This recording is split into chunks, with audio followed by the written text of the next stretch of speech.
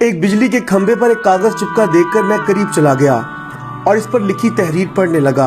लिखा था, बराहे करम जरूर पढ़ें। इस रास्ते पर कल मेरा 50 रुपए का नोट खो गया है। मुझे ठीक से दिखाई नहीं देता, जिसे भी मिले बराहे करम पहुंचा दे, नवाजिश होगी।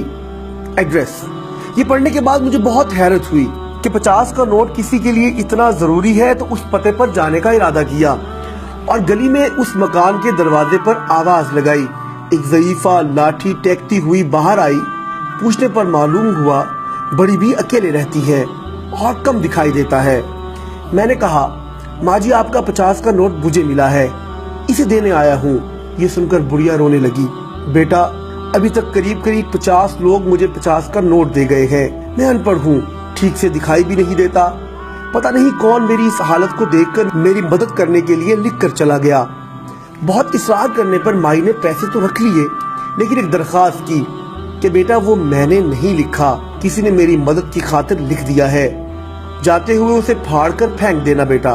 मैंने हाँ कहकर टाल तो दिया, लेकिन मेरे ज़मीर ने मुझे सोचने पर मजबूर कर दिया कि इन सभी लोगों से बुढ़िया ने वो कागज फाड़ने के लिए कहा होगा, मगर किसी ने नहीं फाड़ा। जिंदगी में हम कितने सही हैं, कितने गलत, ये सिर्फ दो ही जानते हैं, एक अल्लाह ताला, दूसरा हमारा ज़मीर। मेरा दिल उस शख्स के बारे में सोचने पर मजबूर हो गया कि वो शख्स कितना मुखलिस होगा जिसने बुढ़िया की मदद का ये तरीका इजाद किया। जरूरतमंदों की इमदाद के कई तरीके हैं। मैंने उस शख्स को दिल से दुआएं दी। सिर्फ मदद करने की नीयत होनी चाहिए। रास्ता और रहनुमाई अल्लाह सुब्हानहू व तआला की तरफ से हो जाती है।